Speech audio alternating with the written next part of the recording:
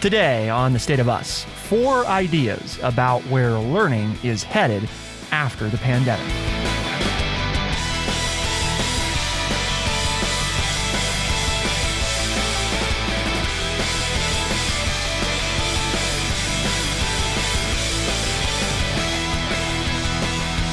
Welcome to The State of Us. I'm your host, Justin T. Weller, joined today by the one and only, your friendly redneck liberal and educator of more than 35 years, your friendly redneck liberal, Mr. Lance L. Jackson. How are we doing today? Oh, well, we're talking education, so it's got to be a good day for you, right? I don't know. Sometimes it's frustrating to talk about it, but we're going to try to make it positive and tell folks some things that maybe are ways to raise that national assessment of educational progress that came out back in September that showed that nationwide 9-year-olds plunged by 7 points from pre-pandemic levels on the math test, and reading scores dropped by 5 points, erasing roughly 2 decades of academic progress. We have a lot of room for improvement, it seems like, in the area of education in the United States in math and science, and math and reading. And let's face it. Even in math class, when you get to the advanced math classes, you need to know how to read. Yeah. I mean, reading opens the door. You go back to Abraham Lincoln, right? I mean, that's before there was even schools. He learned to read and the world was opened up to him. He could pick up any book and read it and learn about anything because he knew how to read. As they used to say, reading is fundamental. That is yes. Fundamental. As in, you're going to need it for everything. Because you really can't. I mean, so many of the other subjects, especially when you get more advanced, you're not going to get anywhere with them. So we've got 4 different things we're going to talk about today. Lance and I each picked out 2 from a special section in the newspaper, the New York Times, that was all about learning and how things have changed, or what we've learned from the pandemic, or what the pandemic maybe exposed. So not necessarily things directly caused by the pandemic, but maybe weaknesses that were highlighted by it, and then what's being done to address it. And this covers not just K through 12 education, right? We have some higher education stuff as well. So do you want to start, Lance, or you want me to start? What do we got? Go right ahead. Okay. Well, we'll start with higher education because everybody knows how much I love college. Teaming up to survive. This is actually something that we've briefly touched on before, but because colleges have been faced with declining enrollment, smaller schools are harnessing innovative ideas like course sharing. Course sharing. Well, what is course sharing? Through course sharing, colleges can cheaply and quickly add the programs students want, attracting critical enrollment while paying other teaching institutions, the ones that provide the already developed courses, a discounted price per course. A growing number of intermediaries that provide the technology needed to connect the parties often also get a piece of that fee. So my school doesn't have something that I want to major or minor in, but there is now a way for them to connect with a larger institution and allow me to be a part of that program and still graduate from the small school that I am attending. Yes. I see. Okay. This is one of those where I have very mixed feelings about it, because there's definitely the inherent positive there, right? Of small, I think there's a lot of benefits to smaller liberal arts-based schools, right? And there's a reason that those are usually more expensive and that, like more elite, quote unquote. However, there's also a lot of drawbacks. Some of those can often be that you go there thinking you're going to do one thing, then you change your mind and decide you're going to do something else. But, oh, hey, gee, the school doesn't have that. Doesn't offer that, right? Or their programs, limited in terms of there may only be 1 or 2 tracks that you can take because they just don't have a robust course load available. So I think that from that standpoint, right, this is definitely a positive. I mean, the article notes that at least half of employers say that graduates with liberal arts degrees do, in fact, learn very important job skills, according to a survey by the American Association of Colleges and Universities. But that message hasn't really gotten out. according to Ashley Finley, who's the vice president of research at the Association of Largely Liberal Arts-Oriented Colleges. She is heading up a program that began in August called the Curriculum to Career Initiatives Institute, designed to better connect what the colleges teach with what students need to get jobs. 54 colleges and universities have signed up, the association says. Well, and it's been, 10, 15 years since my daughters have attended undergraduate school, but they went to a small Midwestern liberal arts college. And at that time, they had a very robust job placement program that you could go in starting your freshman year and work on resumes and and what jobs are available. This is what I'm studying. This is what I'm interested in. What jobs, are available, what fields are available. So this sounds like something very similar that somebody's organized and put together that makes a lot of sense. I mean, because if you're going to sell yourself that a student and their parents or the student need to take on this debt, which is in the news, right? The elephant in the room, we might as well say it. It's very expensive to go to these colleges. And that if you're going to sell that this is what you need, the education you need, you better, by God, get them a job when they get done, because otherwise nobody's going to come, right? I mean, and that's where you come in, because you always are, well, you don't need to go to college to do this, and and is that what I do? That's what you do. Yes, it is. That's what you sound like. It would be kind of exactly like that. But like in my case, I didn't want to go to college, but when I decided I wanted to become a teacher, I did have to go to college. I had a very distinct reason to go, because they make you have, to teach the areas I wanted to. Now, sometimes in foreign languages and maths and sciences, states now will give you, a license to teach without an education background, because there's a need for teachers in that field.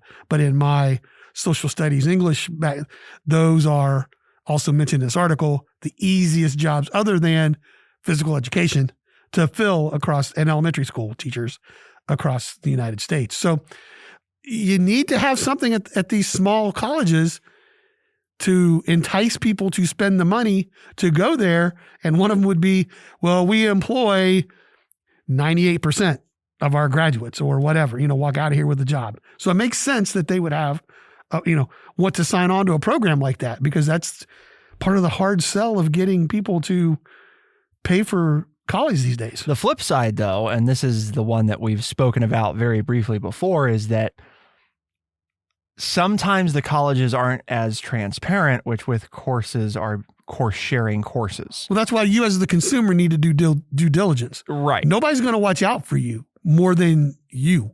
One of the fears is that this could also be a way for colleges to legally rip students off, because they could offload lots of their basic, general education requirement courses to this kind of stuff to save money, and not tell you, when you're enrolling. When you enroll, I think most people's assumption is, I'm going to do all my classes at this college. I would guess that 90%, assume that for their undergrad, like that's what they're going to do. They're going to get, if you start your college career at a 4-year institution and your plan was to graduate from that institution in 4 years, you're probably assuming that you're doing your classes at that university or college. So then you find out, well, we are offering this and it's included, but in payment, but this community college is actually doing the general education requirement.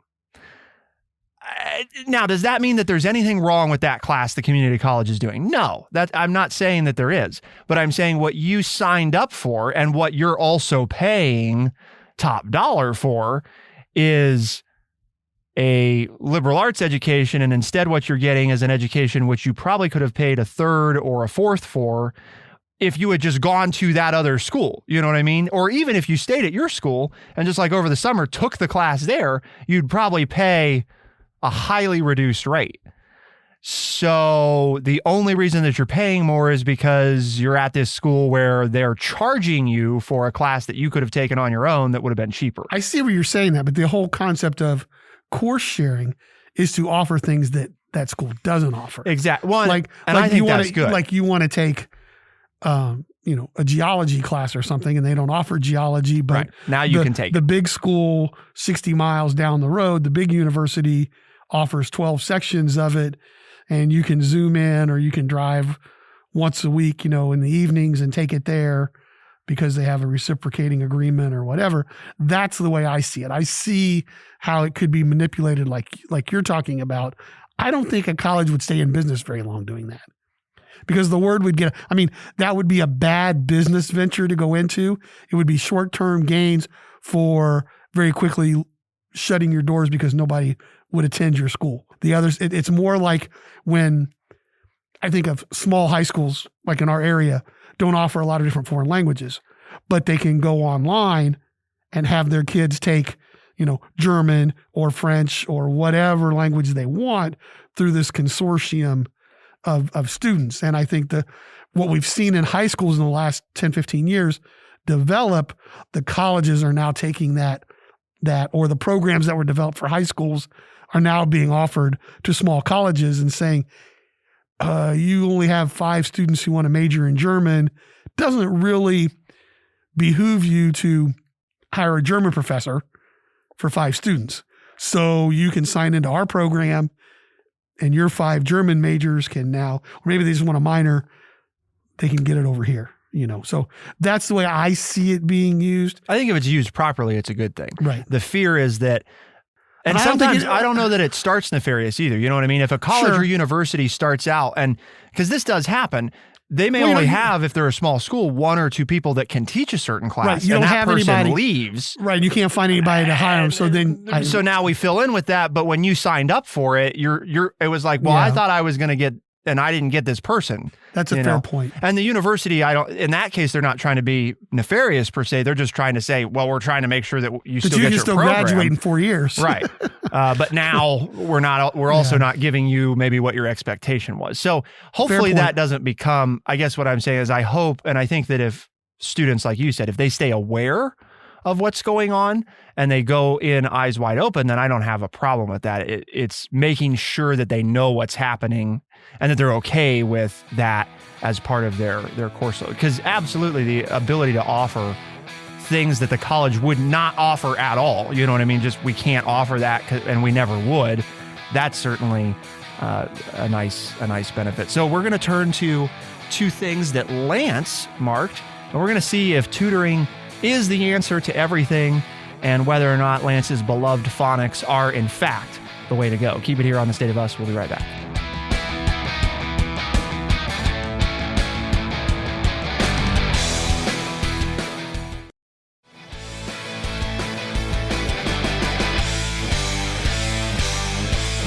All these problems in education, Lance, lots of stuff going on.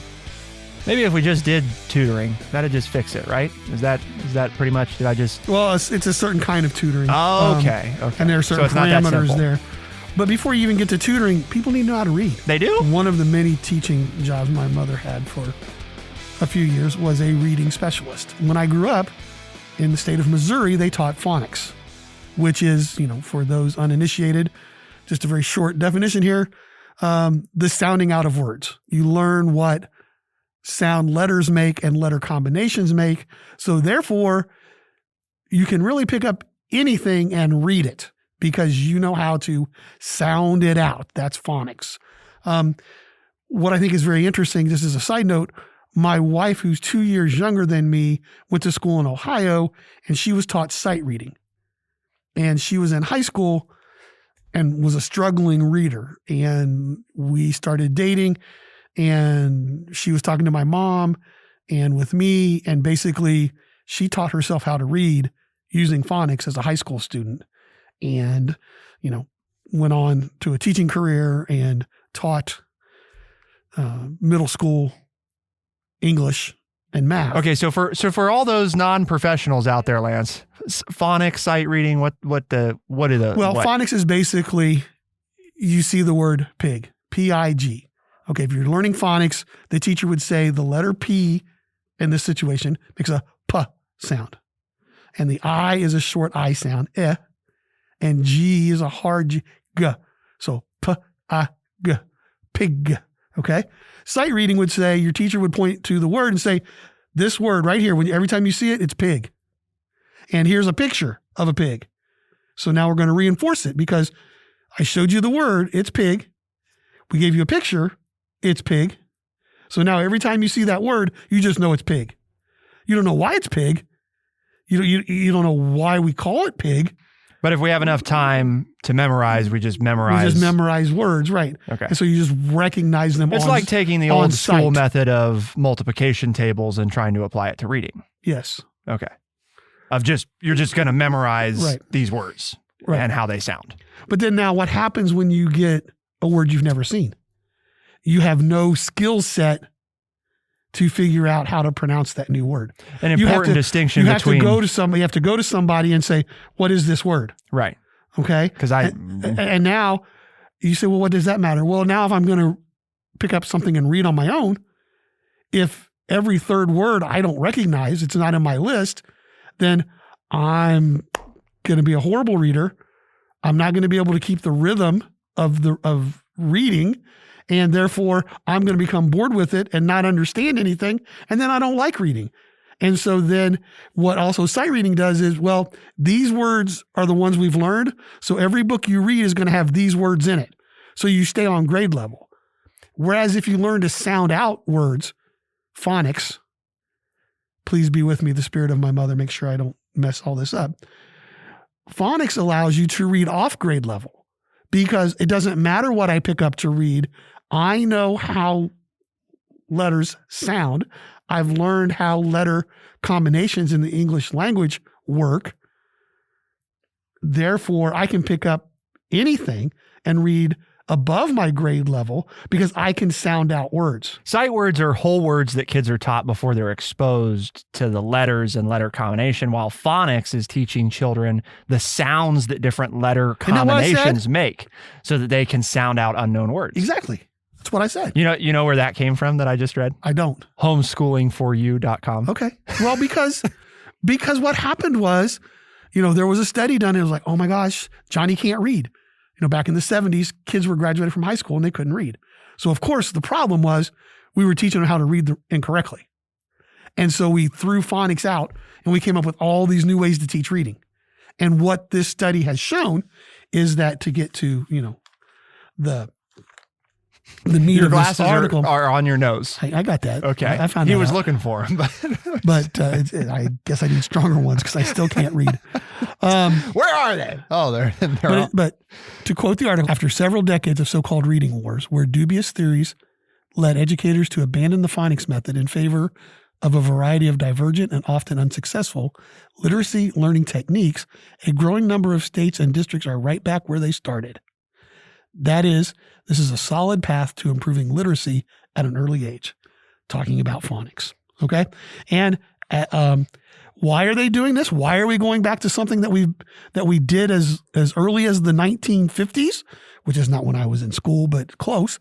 It's because barely a third of students nationwide are mastering reading by 4th grade under these new methods. The new better methods that replaced phonics. For example, the state of Mississippi, and this is part of the, when you're so bad, you can only go up. Mississippi saw its 4th grade reading scores go from 49th in 2013, that's 49 out of 50, to 29th in 2019. So, yes, they had a lot to improve, but it tested state versus state. They went to the 29. Now, nothing to be jumping up and down about being 29th, but when you were 49th out of 50 to go to 29th, and the only thing you did differently was train your teachers to teach phonics, and 5 years later, your students now are in the middle of what's going on in the United States. It's at least is evidence, researched evidence that phonics works. So it's just one of those things where, they give another example of Richmond Public Schools doing the same things, and they saw a 1-year gain of 7 points, the largest single-year gain the district has ever seen, all by using phonics. And where you say, well, but they're not getting other components of reading. Part of phonics then is for teachers to also incorporate other components of reading like vocabulary and comprehension into their lessons. Oh, and when I see vocabulary, I think spelling. I know that's something we don't do anymore, but we don't even know how to spell because we've got autocorrect. Okay, which there do you use? Well, they sound the same, Lance. It doesn't matter. Exactly, right? So which your do you use? So when I type They're the same. Right, when I type them in, it doesn't change the whole meaning of my paragraph. Well, that's why you got to download the spell checker, and that way it tells you, oh, it says it's wrong, so I'll just switch it. I don't know why it's wrong. No, that's the grammar checker because you can spell it correctly, but it's the wrong one. Yes. For what you want to try to say. So anyway, it's all to say that the old guy was right this time, okay? Because a lot of times that's where all this is going. A lot of times I think I'm right. Telling us he's right. A lot of times I think I'm right, but this has conclusive, researched evidence that phonics is better way to teach kids to read. Okay. So it's not me saying it's good. It's this article and all these highfalutin PhDs who have researched it to say that phonics is the best. The other one is tutoring, but this is my tutoring is. Okay, you do some tutoring. I do some tutoring. Okay. It says tutoring is not a silver bullet, but in-school tutoring may help reduce recent slides in achievement. You mean one-on-one attention where we work with kids and understand their needs and then help them overcome those deficiencies might be effective at reducing deficiency? It might be. Okay. I'm just glad that we've, how much money did we spend according to this figure article, that one out? In-school tutoring may be one of the most effective tools that schools have to get students back on track, many experts say. High dosage in-school learning in small groups leads to benefits like higher graduation rates, reduced absenteeism, and the ability to close half a year's gap in learning. So when kids feel connected and in a more intimate setting with a professional educator who can give them more attention, they do better? A spokesman from the Education Department of the United States says that high-impact tutoring has to be built into the school day, not as an after-school afterthought. In addition, students need to meet consistently with the same tutor in groups of 2 or 3, 2 to 3 times a week. 2 to 3 times a week.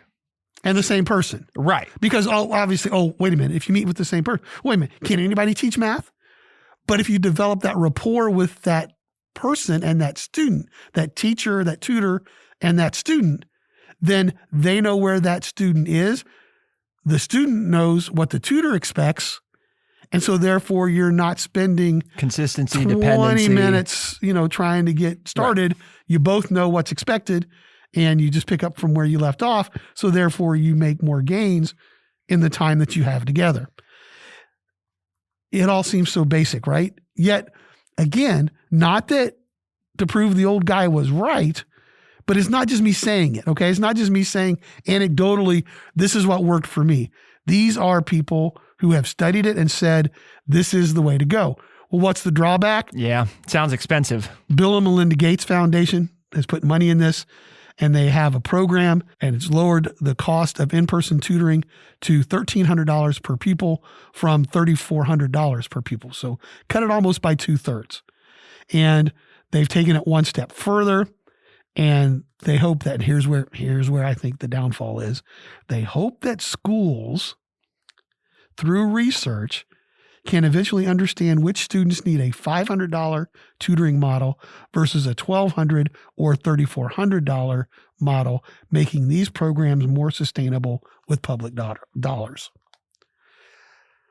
Yeah, okay. Working in public schools, you have too many people in charge who just say, oh, here's the program, and they throw it out. Good luck. And the teachers don't get any training, and nobody really understands it, and people pick and choose from it. And so I'm afraid they won't learn. They'll just say, well, everybody needs a $500 model, or everybody needs a $3,400 model, so therefore we can only help so many kids. But the bottom line is this.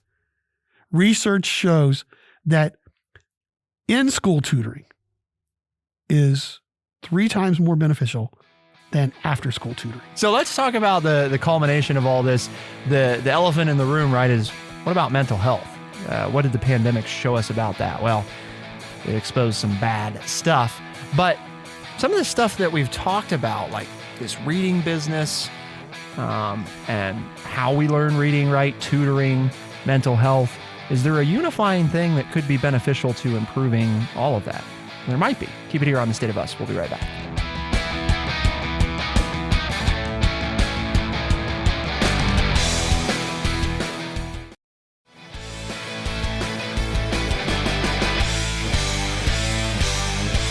Educators are working on ways to ease the stress students are facing from the pandemic and life itself. Interestingly, the pandemic happened among a groundswell of other issues. And then you have children seeing adults at war with one another on social media and in the news. Dr. Childs said, and no, I didn't make that up. That's this researcher's name, which I think is great. They said, I've heard teenagers say, where are all the grown-ups? If they're fighting and can't solve this, what does it mean for us? That can be terrifying for a kid. So it's not just as simple as saying, well, the pandemic stressed people out, right? No, there were stressors before that. The pandemic simply exposed and exacerbated some of those things. One of which is, that one to me, Lance, like sums up our whole freaking show, right? If the kids are asking in a room of adults, where are the adults? That ought to tell us something. Well, where do they look, right? And there are fights breaking out everywhere. Politically, adults are yelling and screaming at each other, and people are saying, well, you're lying. Well, you're lying. And then you're a young person who's being told, well, you should always tell the truth and you need to follow the rules. You're like, but I'm not seeing anybody model it. And then you're like, well, what does that mean? What's going to happen to the world? I'm trying to grow up. I'm trying to find my way. I'm dealing with all these hormones and emotional issues that come with being a teenager, and now even earlier with access to a phone and who goes online, and I can see all this stuff, and my so-called friends can blast me just like they see the adults do. And I don't have the tools with which to deal with this. Why do I want to, continue this struggle? I mean, it's easy to see, right? When you start to think of the political climate and you see our leaders arguing with each other and you see people in the same room together arguing with each other, that all of this was going on before the pandemic.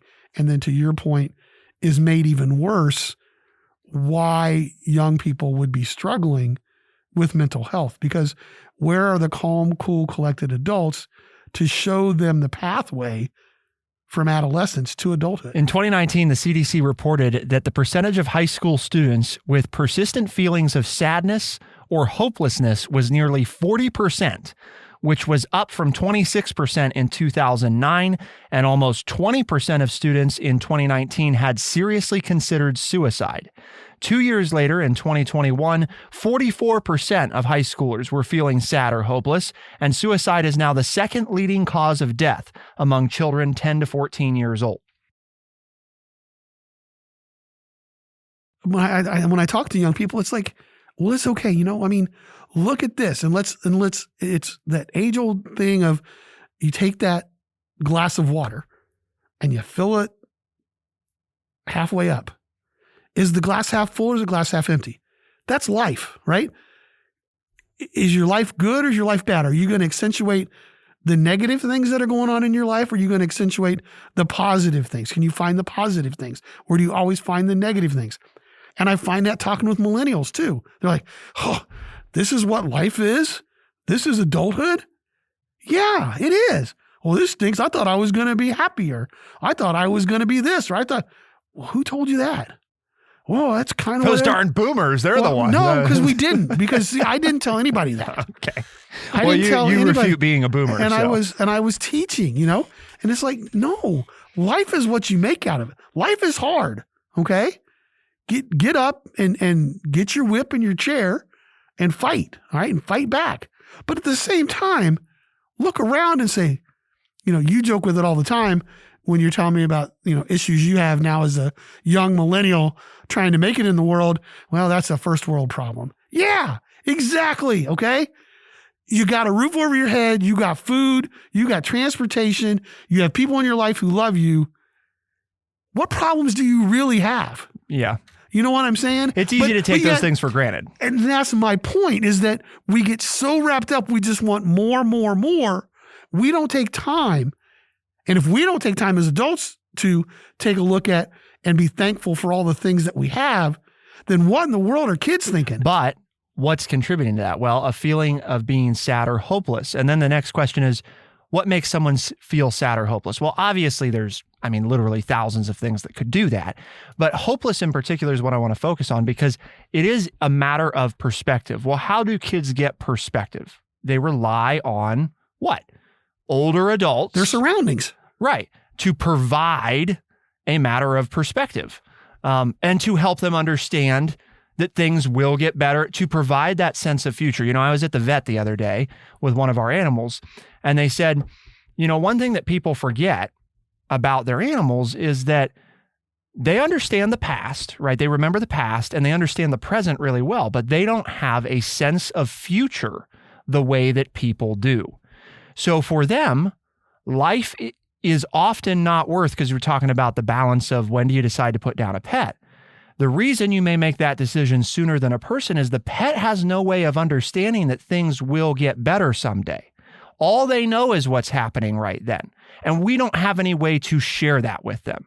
So the question becomes, is it really humane to put them through a lot of pain and suffering? Because when they're going through the pain and suffering, they don't understand that it may be better. So it's not worth it for them. You know what I mean? Because it's, well, I know what happened to me in the past and I know what's happening right now and none of it's good.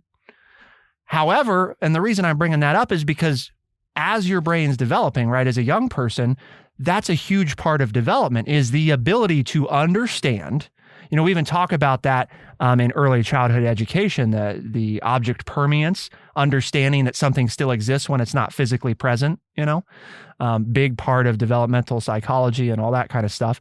And when we talk about that with kids, that to me, like I said, this was just a few days ago.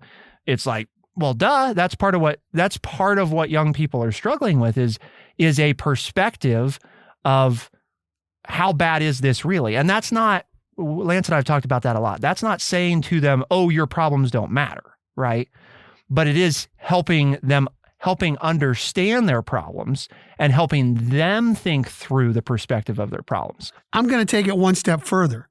They have to see you as an adult model it before they'll buy into what you're telling them. Seeing is believing. Right. Okay. When they see that you have struggled with something and come out better on the other side, then, okay, maybe the words you're telling them, they can grasp on and hold on to think, okay, this will get better because I've seen my parents or my teacher or my coach struggle with this and they did get better.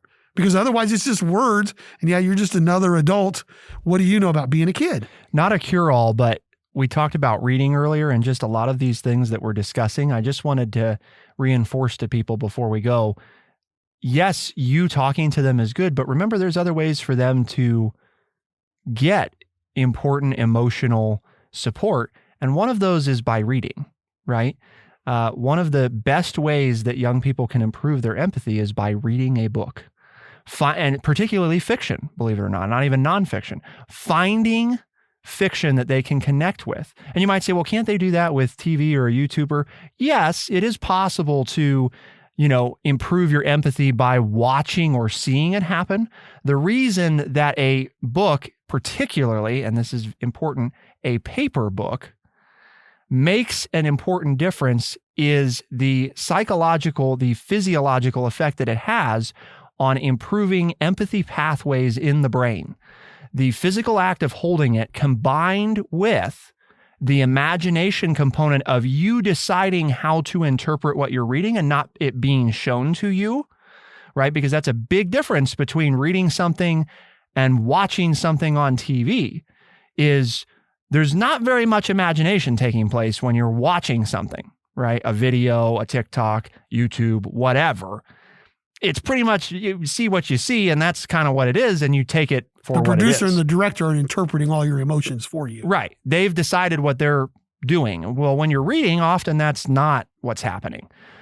Your brain is having to decide what are all these things doing. It's a very active process. Two separate studies concluded the same thing, Lance. A United States Post Office and Temple University study, along with a Bangor University and Millard and Brown Branding Agency University, said that physical material is more real to the brain. It has a meaning and it has a place. It is better connected to memory because it engages its spatial memory networks. In other words, one of the ways that we remember things is based on our physical understanding of where they are. It's proven that often the way people are reading a book is seeing themselves as the narrator of the story. Mm-hmm. That's part of what your brain does is you put yourself in the story, which is why it's so entertaining. Like you put yourself in somebody's shoes. Yes. Right? Yes. And like, well, I wouldn't have done that. But, now I'm feeling things as a result of having placed myself in somebody else's situation. And by the way, that's like the definition of empathy, right? But the basis is you have to read well so that reading is enjoyable. Because reading's no fun if you're bad at it. Right. Well, I mean, what is nothing is fun. What's fun if you suck at it? Nothing is fun if you're no good. Who likes doing things that you're bad at? Why do we choose to do the things we do? Because we're good at them. Right. Yeah. Yeah. And that's so it goes back to the fundamentals, right? Mm-hmm. Reading is fundamental. It is fun if you know how to do it and you do it well. So that's the key to a healthy, happy person. Is they know how to read, and then it's up to them to pick up the books and to find the time to do the things that make them happy. Just saying, it's not a cure-all. I mean, reading a book's not going to fix everything, but I can tell you that books weren't the only thing that got me through, but boy, were they a big thing that got me through teenage years. Because finding books that I connect with and could consume. I mean, the whole world falls away, and the only thing that matters is reading this frickin' book, because you can't, reading such an active process, it makes it very difficult, when you're into a good fiction story to think about anything else. And we've talked a lot about the impact of social media, particularly videos and image sharing on social media has had on our young people. It's very negative. There's very little research to indicate that it's helped more than it's hurt. So Lance, why do we have this conversation today? Well, because at True Chat, we have a mission, and that mission is to educate people by providing honest, open, and respectful conversations. And if they say, well, how do I find out about this show? Tell them they can find it anywhere that they listen to podcasts. Spotify, Overcast, Stitcher, Apple Podcast, any place. We're there. Find us, listen to us, share the word. The State of Us releases new episodes Tuesdays and Thursdays as a podcast, first thing in the mornings. Those same episodes can be heard on the weekends on AM and FM radio stations across the country and parts of Canada. For The State of Us, I'm Justin T. Weller. I'm Lance Jackson. Special thanks to our producer, Bradley Butch. Thank you all, our audience, for tuning in. We'll see you next time. Be the change.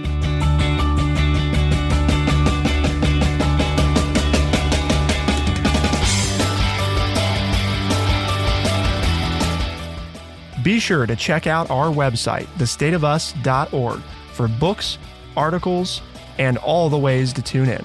thestateofus.org.